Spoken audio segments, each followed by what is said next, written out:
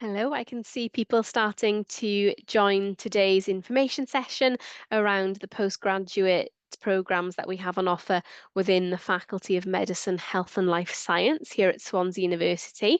So I'm just going to give it another few moments to allow other people who are able to join live to do so.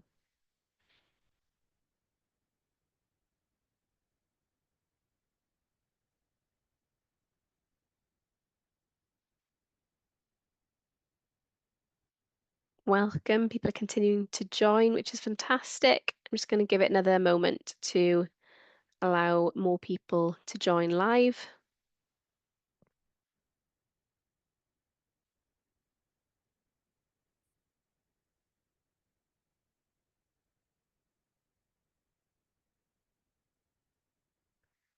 Okay, well, I think we'll go ahead and make a start.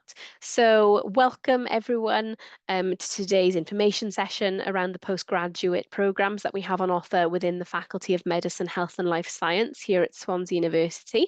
My name is Bethany, and I am the International Officer for the faculty. And today is going to be hopefully a useful session, whether you are an agent or a prospective student. What we're going to go through is hopefully some useful information for you. So, as you've probably noticed, the session is being recorded. So don't worry if you are not able to join live or if you need to leave the session early, then we will be sharing the recording of the session with everyone after we've finished. So as we go along, if there are any questions that you would like to ask, then please do use the Q&A function at the bottom of your screen. And I'll answer any questions that you have at the end of the presentation. Okay, so I'm going to go ahead and share my screen. Hopefully there won't be any issues with that. There weren't any earlier. Hopefully there won't be any change to that. Okay, so as mentioned, I'm Bethany. I'm the International Officer for our faculty. Nice image there just to kind of get you orientated. That is our Singleton campus where our faculty is based. So the aim of the sort of webinar today is to give you a bit of introduction to Swansea as a place to live, but also Swansea University as a place to study. Some of you may or may not be familiar with us. So just going to do a quick overview of that. Again, introducing our faculty specifically, and then just spotlight our current postgraduate taught programs, a little bit on our postgraduate research options, and then some coming soon programs which you may or may not be aware of, highlighting scholarships and how to submit applications for those scholarships, as well as how to apply to us at the university. And then we'll go into the questions and answers at the end of the session. So I work within our international team led by Cecilia Wu, who is our manager, alongside my colleagues Adam and Lucy. We also have the ability to answer any questions on a one-to-one virtual meeting. So for you, if you are a prospective student, or if you are perhaps have an agent or a counsellor speaking with a prospective student, then you are obviously very welcome to email us, but you can also have a virtual one-to-one with us as well. This is a kind of a very brief overview for those of you who may not be so familiar with Swansea as a location in the UK. So we are Southwest Wales. Most people around the world are familiar with London. That's like that's the main point of knowledge in terms of the UK. So we are about 3 hours west of London by train. And we are really well positioned in the UK for students who want to come and make the most of their time, and particularly if they're only going to be doing a 1 year's master's program with us, then it's really well located whether students want to explore the rest of the UK, but also for students who perhaps want to explore Europe as well. Swansea is actually the second largest city in Wales. We do have a population of over 300,000, which, depending on which country and which city you're coming from, that may be small or it might be large.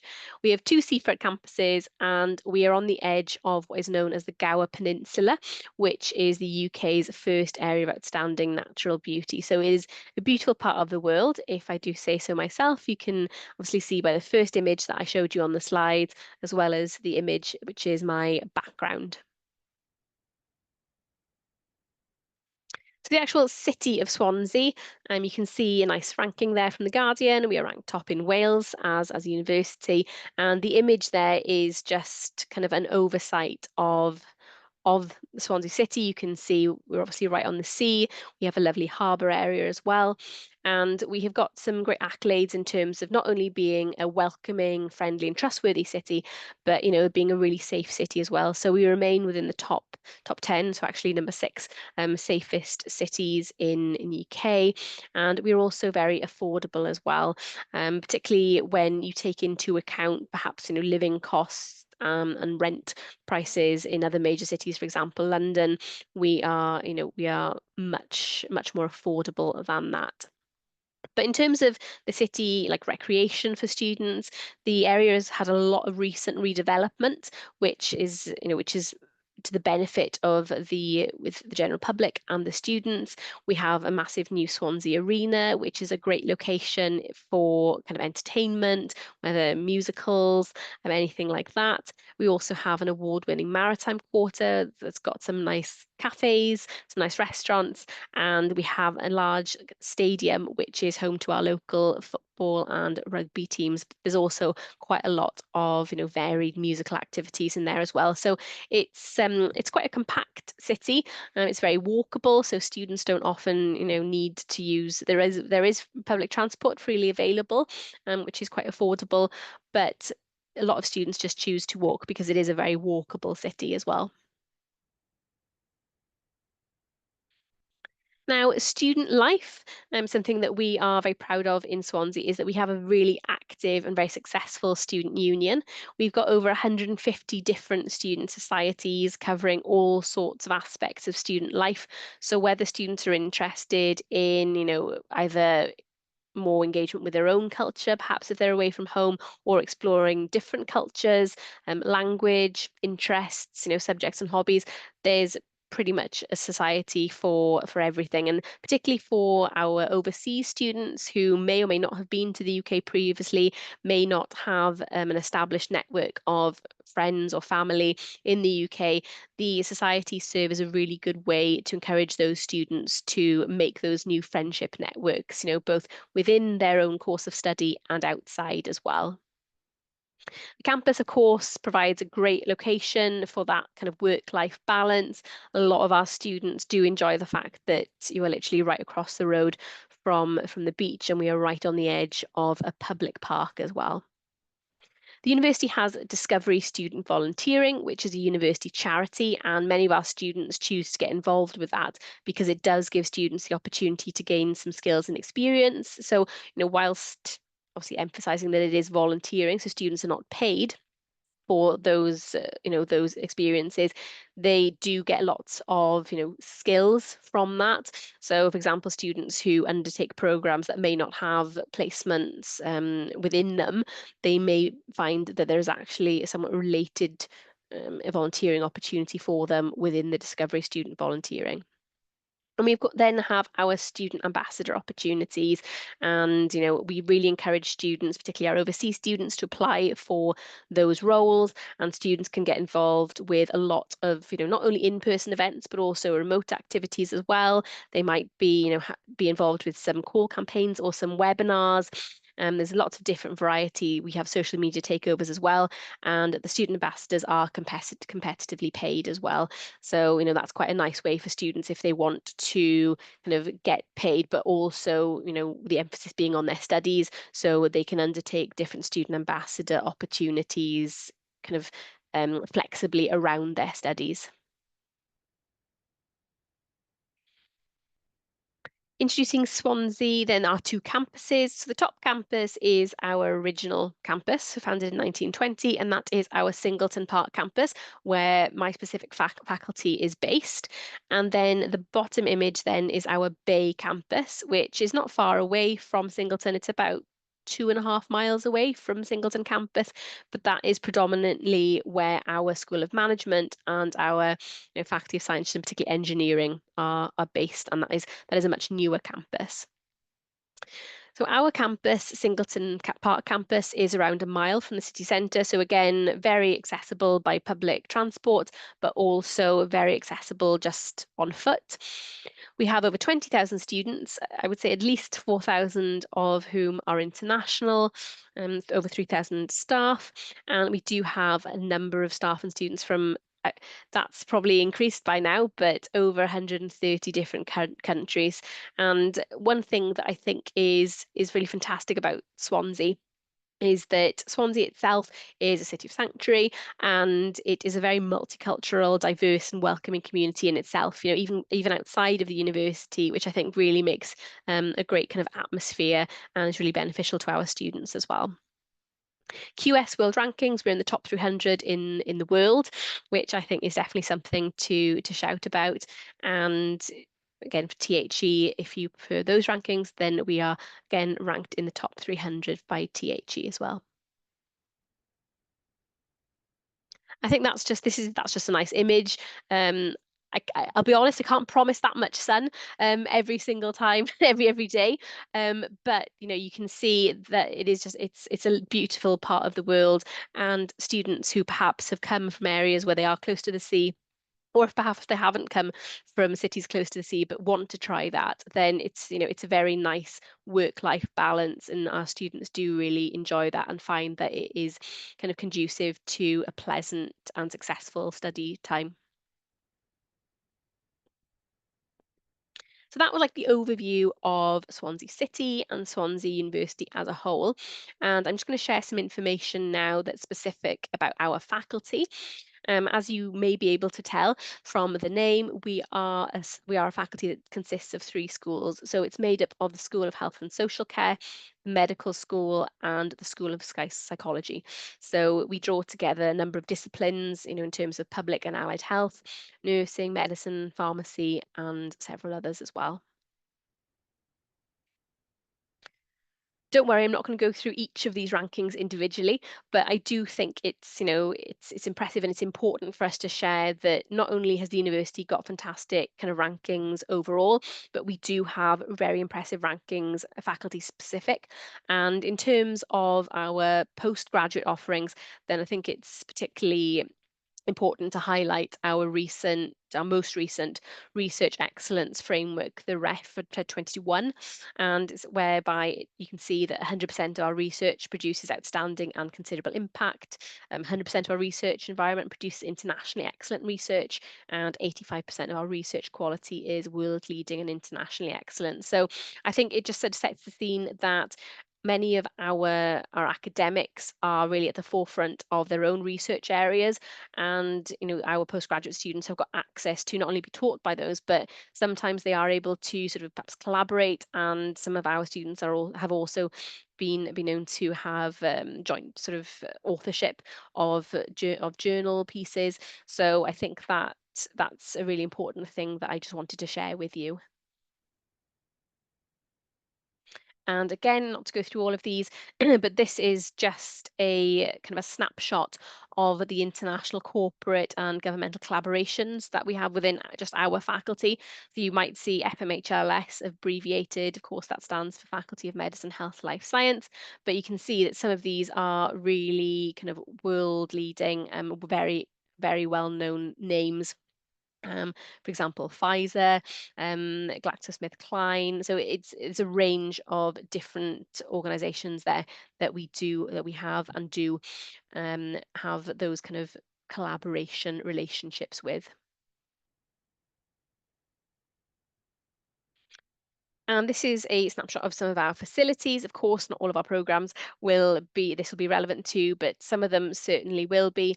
And we are very fortunate that we do have a close partnership with our local health board.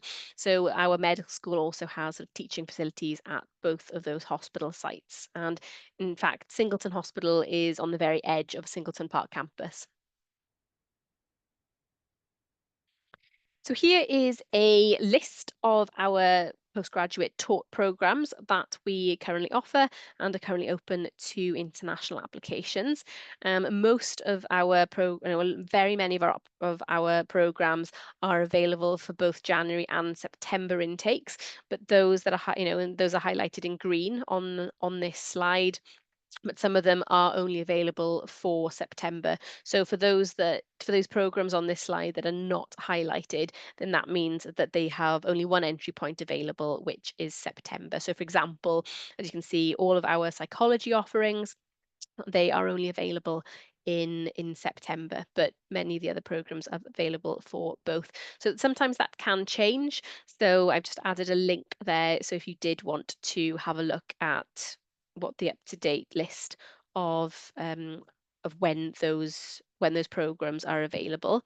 And we do also have 2 online delivery programs. So if you or students are interested in either diabetes practice or medical education, then just to be mindful that those programs are designed to work around people who are working in their relevant fields, and that is purely delivered online. So there isn't an on-campus element to either of those programs.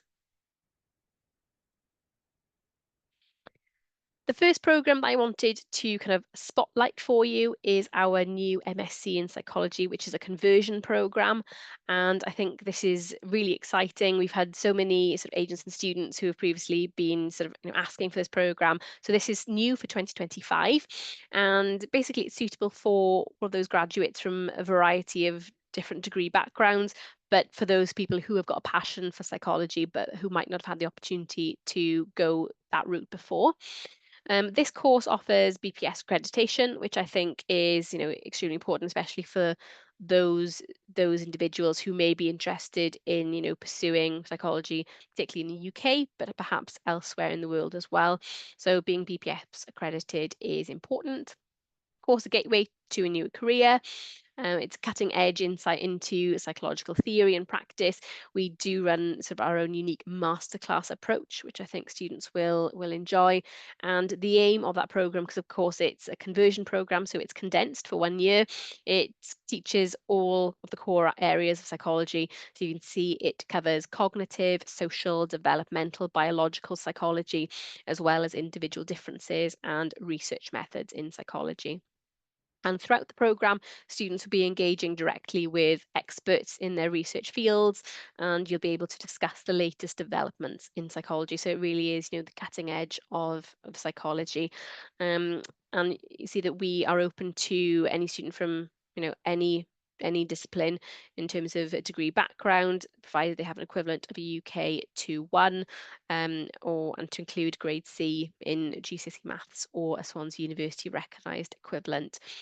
And just to highlight as well, the IELTS requirement for this is 7 overall with a minimum of 6.5 in each component. And that is really for the benefit of those students, because we are fitting a lot of psychology into 1 year.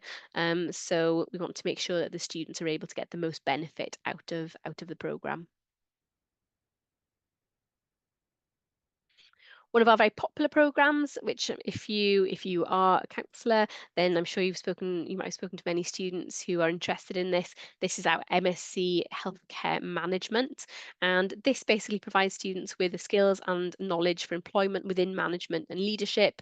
It's got the ability to apply knowledge and understanding of business and management in terms of complex issues within a healthcare setting. And it does prepare students for potentially further research or further study within the area. Teaching staff are active in practice and research, and they do have a wealth of professional experience. So again, students have got those academics and have got access to academics who, are very involved and are up to date with all of the current methodology. Just to point out, in terms of healthcare management program, students generally do need to come from a background where they are already working within a leadership or management capacity. And this program does not have it doesn't have an element of placement or work experience. So this is a theoretical program which gives students the theoretical knowledge in order to then potentially either go back to an existing role or to develop into a new role to then be able to utilize those skills. So I know this is a lot of information, but again, if you do have any questions, then please do use the Q&A function at the bottom of your screens, and I'll be very happy to take any questions at the end of the presentation.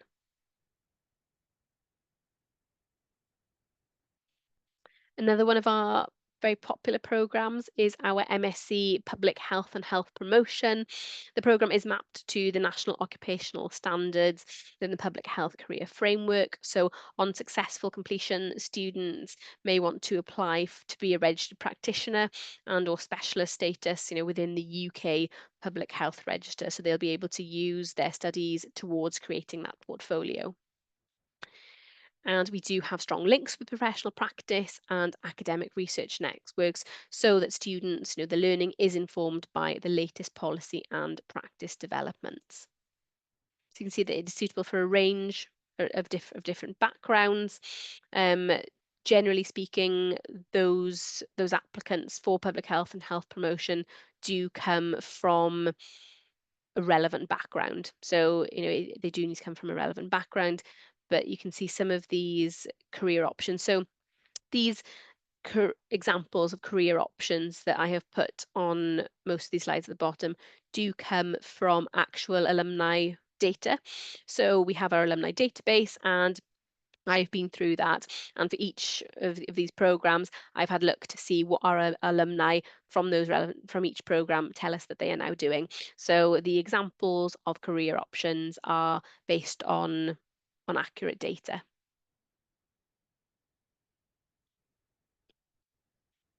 We have our MSc in Health Informatics, which is a hugely growing area in healthcare, not just in the UK, but world over, particularly since we've had the COVID pandemic. That's definitely been an area that has grown exponentially.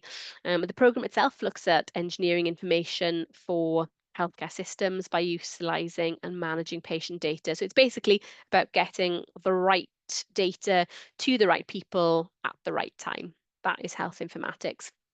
The key thing that I would like to share with you, I think, is that whether you are a counsellor or whether you are a prospective student of health informatics, it's about knowing that this program does not involve kind of IT programming. You don't need to know any languages for this. So this is about kind of information and the gathering of that data, perhaps analysing the data and sharing that data. So this does not require any previous, programming. It doesn't involve any coding, nothing like that. So health informatics is more about the social science outside of gathering information, sharing the information, and perhaps analysing that data. I can see many of the students who do come into this program, we've had dentists, pharmacists coming onto this program. There are a range of different backgrounds that students might come from to take part in health informatics. We are very fortunate in Swansea is that we do have access to a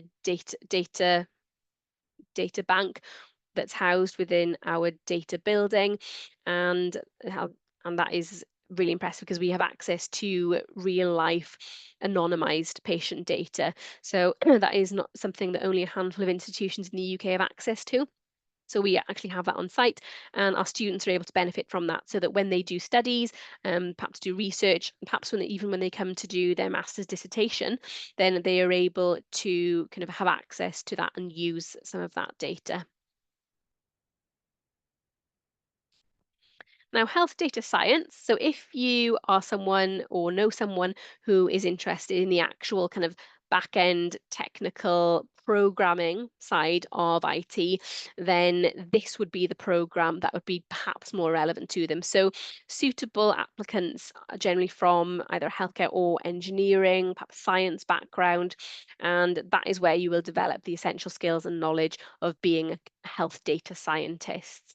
And it's about employing critical thinking and analytics to drive knowledge from big data. So students who, again, want that technical aspect of data, and perhaps students who want to progress to become developers in some sense, or business intelligence managers, then this might be a more suitable program because that will have a programming element within it. This was a program that started relatively recently, but it's been hugely successful. This is our MSc Medical Neuroscience, and essentially it's the study of the brain and the nervous system, and it examines the structure, function, chemistry, and physiology of the brain and nervous system. So you look at what what the brain looks like and how it processes information when it works well, and you then go on to examine what happens when things perhaps don't go well.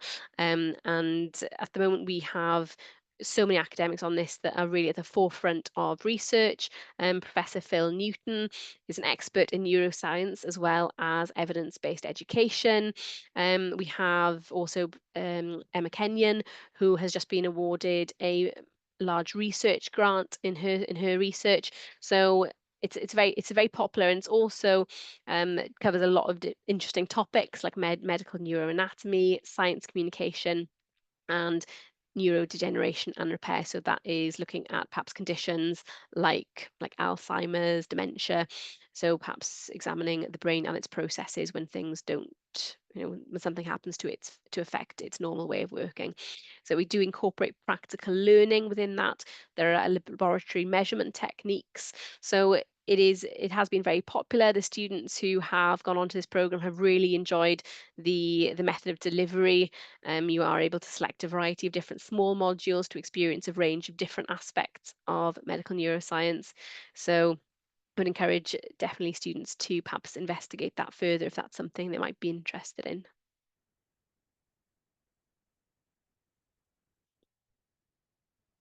Our MSc in nanomedicine is a study of nanotechnology in a healthcare and life science setting. I think that's really come to the fore in terms of the COVID pandemic, as nanomedicine played an intrinsic part in perhaps the vaccines. It's working with matters and machines at, as the name suggests, nanoscale of one billionth of a meter.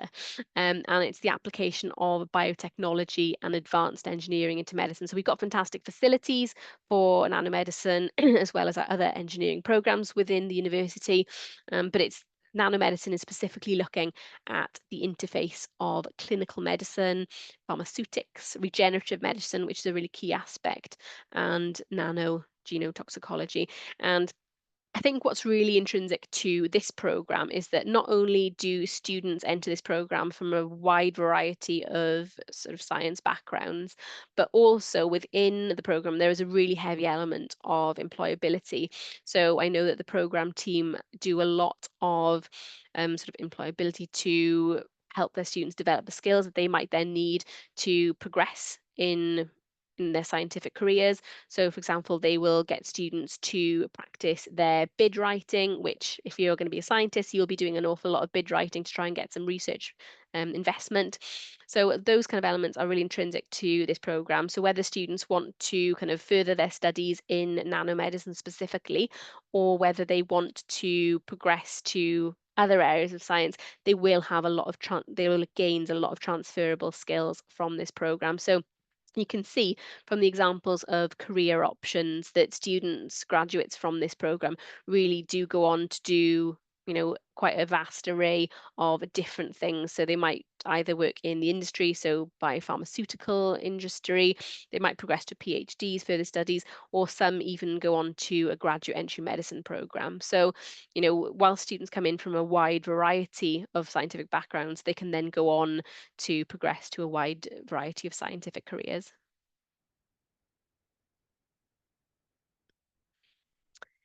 These are our two current biomedical science programs, clinical biochemistry and clinical microbiology. So the curriculum is informed by the IBMS accreditation criteria. It's not currently the program is not currently IBMS accredited, but the curriculum is informed by that, which means that students, and we have had successful students go on to kind of seek IBMS accreditation as on a graduate basis, so they can put together a portfolio. So that is something that has been successfully done by students, even though the course is not currently accredited by the IBMS in its own right yet. It takes an integrative scientific study of biological issues, and it's related to the support of the diagnosis and treatment of various conditions that affect people's quality of life. And again, I think this has been a very topical program, a topical subject of study post the COVID pandemic, because biomedical scientists obviously played an intrinsic part within the vaccines and diagnosis process. And the aim of the programme really is to equip graduates to undertake continued study, perhaps. You will gain a lot of highly skilled transferable skills that they may choose to continue with, either in the biomedical science setting or in a variety of healthcare and life science settings. There is a strong emphasis on practical and analytical skills that is applicable in the scientific workplace as well. So there's a lot of, lab work that is done, and of course students have got the opportunity to delve deeper into that as part of their individual research, which will be in the form of their dissertation.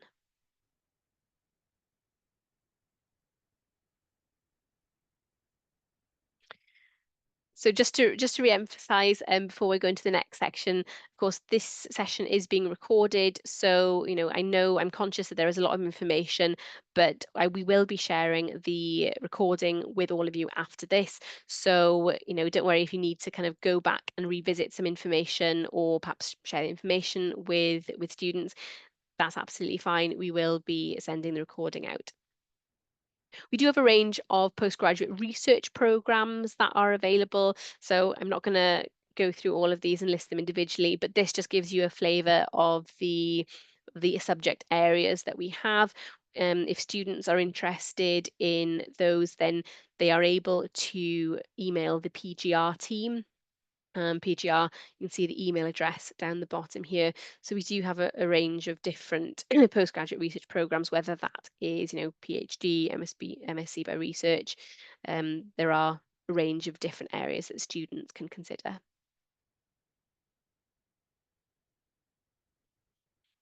We do have a number of coming soon programs. Some of them are coming sooner than others, but you can see, so the top three: MSc Drug Discovery, Development and Translation, MSc Global Challenges in Health and Medicine, as well as MSc Medical Science. We are expecting those to be available for September 2025 entry. We do have these programs on our Postgraduate Taught Coming Soon webpage, and the students are able to put in their expression of interest in those programs, and they will then be notified when those programs open for applications. And then probably looking towards September 2026, which may or may not seem a while away, but I think it'll come around very quick, actually. So for 2026, we do have two new biomedical science options, hematology and blood transfusion sciences, as well as cellular and molecular pathology. So those are two new biomedical science strands that will be available hopefully for September 2026 entry. But again, all of these are currently on our Postgraduate Taught Coming Soon page. So for anyone who may be interested in being notified of when these are open for applications, they're able to submit their sort of expression of interest form, and they'll be notified then when applications are open. Something I always get asked about is scholarships and funding. So this is looking specifically at the next entry, which is September 2025.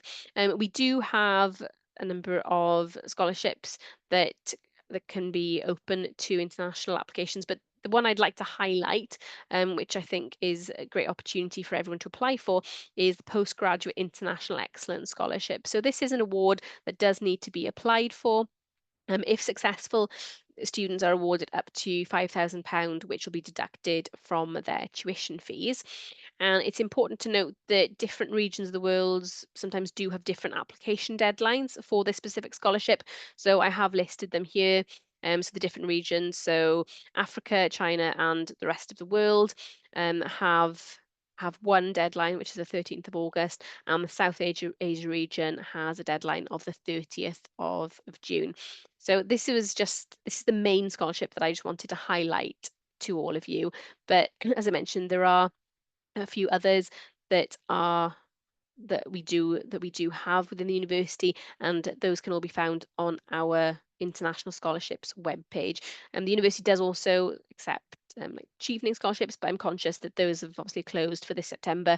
But if you are thinking perhaps about a future entry point, then we do have chevening scholars within Swansea.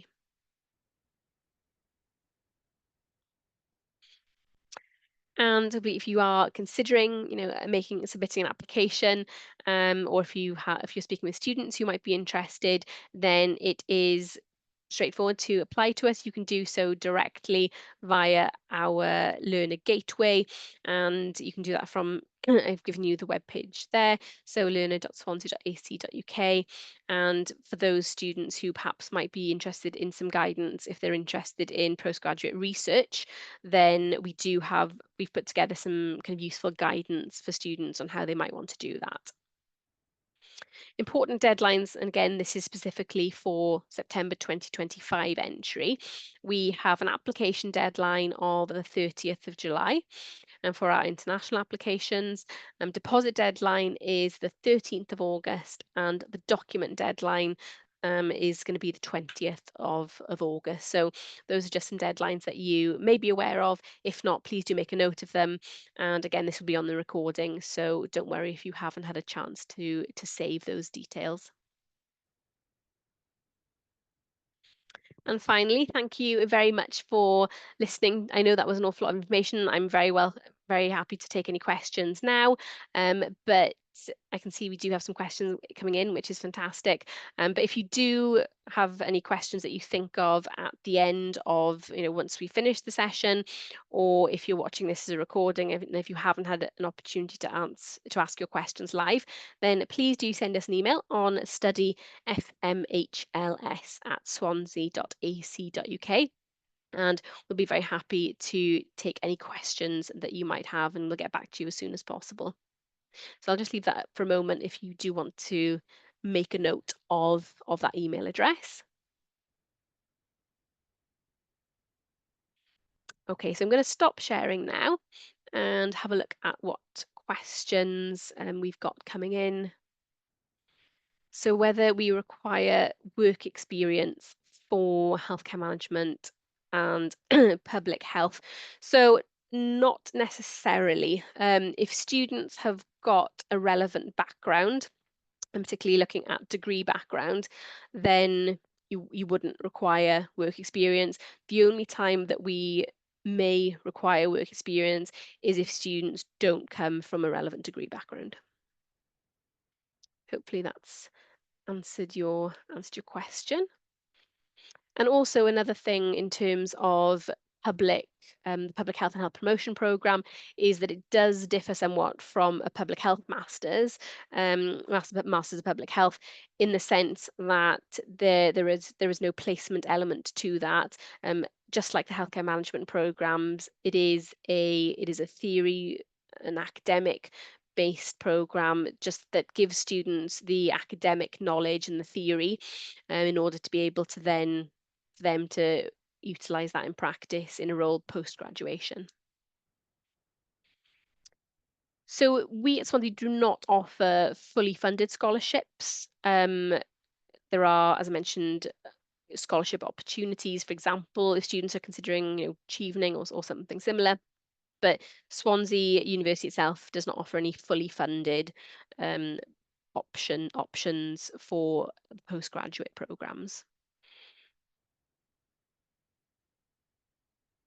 There's a question around, are there any placements in clinical psychology? So there aren't any placements in clinical psychology and mental health, but I do know that like I mentioned at the start of the presentation around discovery student volunteering, that whilst there are no placements within clinical psychology and mental health, we have had students who find that there are some somewhat relevant volunteering opportunities within discovery student volunteering. So a year or so ago, I was speaking with a student who was on the clinical psychology program and volunteered as part of the discovery student volunteering with vulnerable adults. So I think that she found that relevant, she found that enjoyable. So it was experience and skills that she was able to gain from the volunteering, which she was able to kind of relate back to her area of study.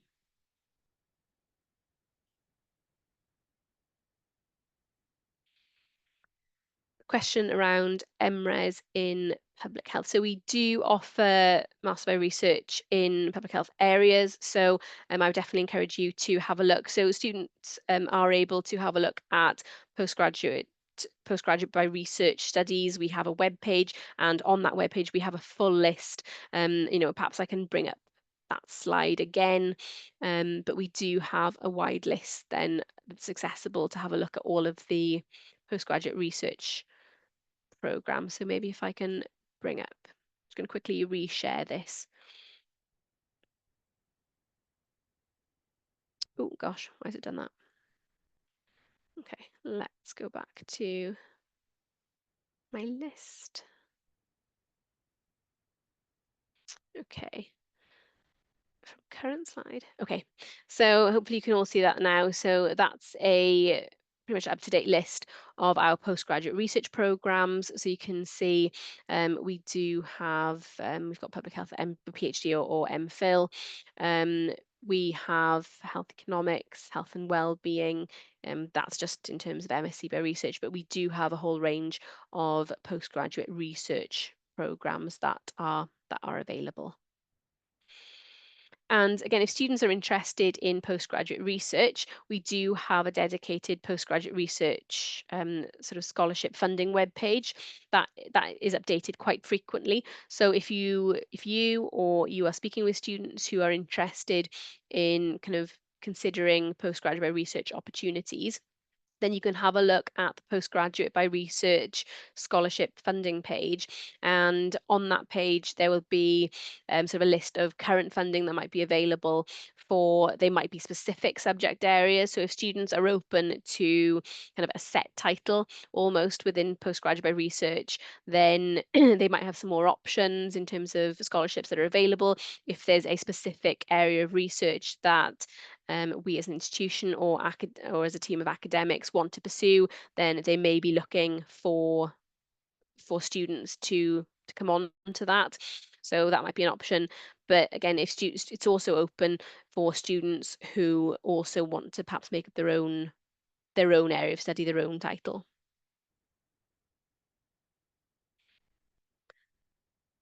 Are there any other questions that you would like to either like to ask either about Swansea as a place to live or any of the programs that I have mentioned to you?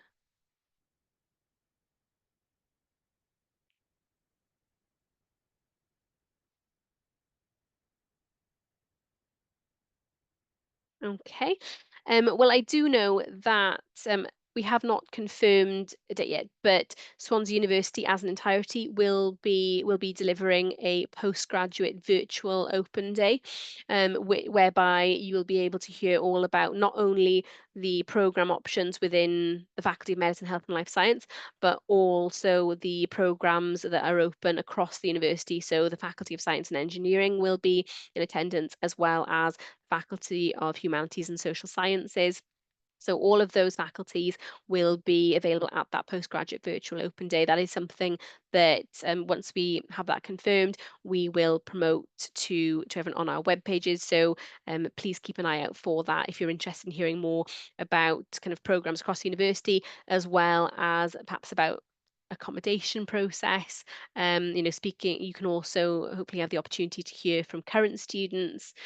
So that will be a great event if you are able to join. And just like this event, if you aren't able to join live, then that's fine, but we would encourage you to register for the session so that you can receive the recording. So we have a question, are students able to work in a clinical setting after doing clinical psychology? So clinical psychology, of course, is a process. Just by completing an MSc anywhere in any institution in clinical psychology, that does not automatically mean that students have got the ability to work in a clinical setting. Most of the time, students are required to do further study.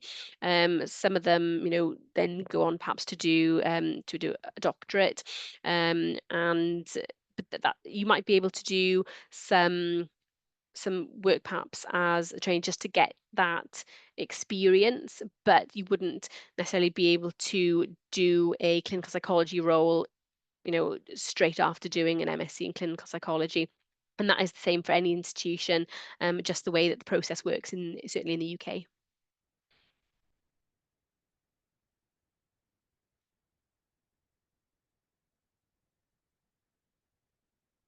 Are there any other questions?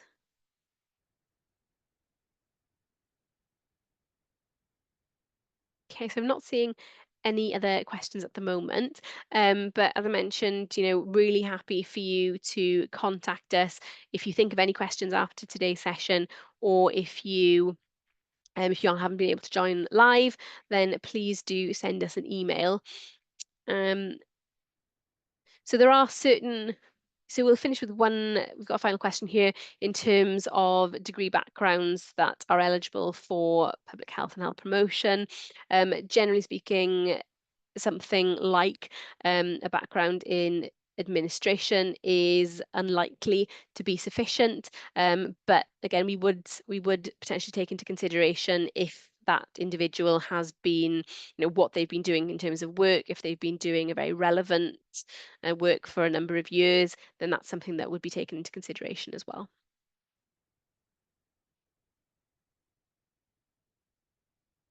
Well, thank you so much, everyone, for taking the time to join me live or to watch this as a recording. And we do appreciate that. I hope that you feel a little bit more informed now about the postgraduate offerings that we have within the faculty. And we do hope that you'll be able to join us for the Swansea University Postgraduate Virtual Open event as well. And we might see you or some students joining us in the near future in Swansea. So thank you very much for your time, everyone, and I look forward to perhaps receiving some further questions. Thank you very much. Bye bye.